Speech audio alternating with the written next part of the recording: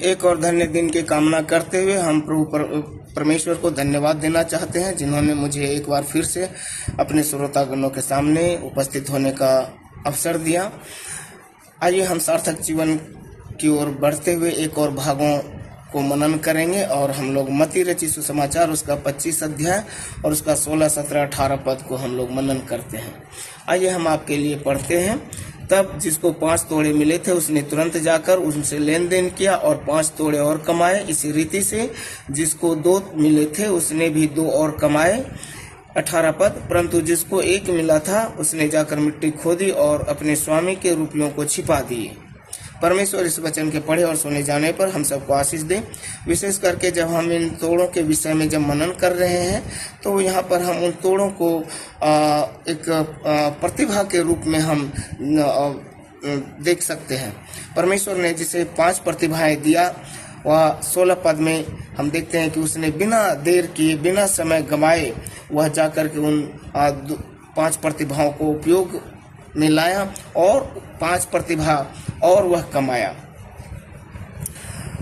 17 पद में उसी प्रकार से हम देखते हैं जिसने 2 प्रतिभाओं को पाया वह और जाकर के 2 प्रतिभाओं को कमाया, परंतु जिसने 1 प्रतिभा पाई थी उसने जाकर के हम देखते हैं कि वह भूमि खोदा और परमेश्वर के अपने स्वामी के रुपयों को जो है वह जमीन में छिपा दिया। इस कहानी में हम यहाँ पर देखते हैं कि अब स्वामी अपने सेवकों को जो लेन देन के लिए अलग अलग मात्रा में प्रतिभाएं या टैलेंट सौंपी गई थी, बिब्लिकल रूप से हम इसे आत्मिक वरदान, दायित्व, समय या अवसर का प्रतीक कहते हैं।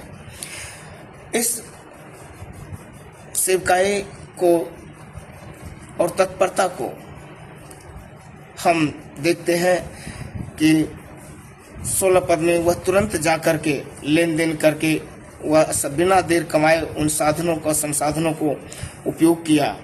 वो समय बर्बाद नहीं किया, क्योंकि वे जानते थे कि उसका स्वामी उनसे हिसाब लेगा। वो ये नहीं जानते थे कि हमारा स्वामी कब लौटेगा। उन्होंने 100% जो है वह लाभ किया। यह उनकी निष्ठा, बुद्धिमानी और प्रेम प्रेरित सेवा को दर्शाता है। हम यहाँ पर देखते हैं कि परमेश्वर के दिए गए वरदानों को निष्क्रिय रखना उसके प्रति विश्वासहीनता है। यदि हम थोड़े में विश्वास योग्य है तो वह हमें बड़े कार्य सौंपेगा। लूका रचित सुसमाचार उसका 16 अध्याय और 10 वचन में हम इस बात को पाते हैं। तीसरे सेवक की जो निष्क्रियता है वह नकारात्मक न सकारात्मक पर निष्क्रिय है। वह जाता है, वह 1 रुपया को जिसने स्वामी से प्राप्त किया, वह 1 रुपया को लेकर भूमि खोदकर उसमें वह छिपा देता है। इस सेवक ने ना तो किसी को धोखा दिया, न गबन किया, पर उसने कुछ किया ही नहीं। हम यहाँ पर देखते हैं कि वह न सक्रिय रूप से आज्ञा का उल्लंघन किया, न सक्रिय रूप से आज्ञा का पालन किया। पर आत्मिक निष्क्रियता भी अपराध है। यह उस दीपक के समान है जिसे टोकरी के नीचे छिपा दिया गया। मत्ती रचित सुसमाचार उसका 5 अध्याय उसका 14, 15, 16 पद में हम इस बात को देखते हैं।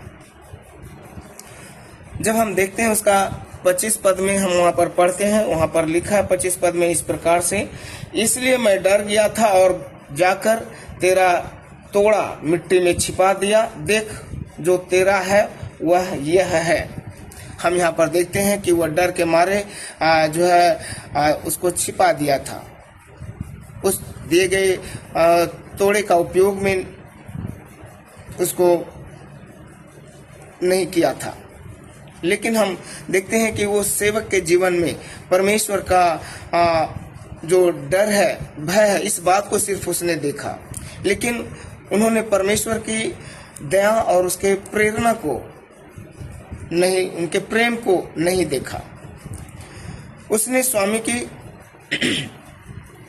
दया को नहीं पहचाना, उसने स्वामी की दयालुता और न्याय को नहीं पहचाना।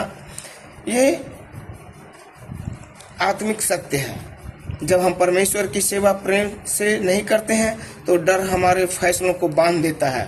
पूर्ण प्रेम भय को निकाल देता है। पहला यूहन्ना उसका 4 अध्याय और उसका 18 वचन में हम वहां पर पढ़ते हैं। परमेश्वर ने जो हमें वरदान दिया है, उन वरदानों का उद्देश्य सिर्फ यह है कि उस वरदान को उपयोग करना है, उसे छिपाना नहीं है। मसीह कहता है, तुम संसार की ज्योति हो, अपना प्रकाश लोगों के सामने चमकने दो। मत्ती रचित सुसमाचार 5 अध्याय उसका 14 और 15 और 16 पद में हम इस बात को पाते हैं। हमें अपनी प्रतिभाओं को दबाना नहीं, बल्कि उन्हें परमेश्वर की महिमा के लिए प्रयोग करना है। आत्मिक वरदानों के 2 कारणों से परमेश्वर ने हमें दिया है। पहली बात मसीह की सेवा के लिए, दूसरी बात दूसरों की आत्मिक भलाई के लिए। हम यहाँ पर देखते हैं कि जब हम निष्कर्ष और आत्म परीक्षण की ओर बढ़ते हैं, हम यहाँ पर देखते हैं क्या हमने अपने समय, कौशल और आत्मिक वरदानों का उपयोग परमेश्वर के राज के लिए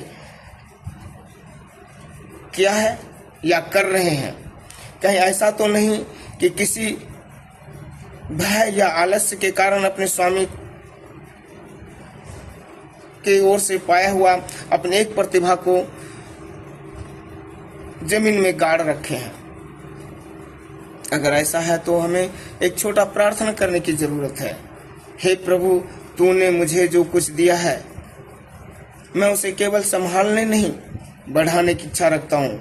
मुझे अपनी आत्मिक वरदान पहचानने, उन्हें प्रयोग करने और तेरी महिमा के लिए फलवंत बनने का साहस और सामर्थ्य मुझे दे।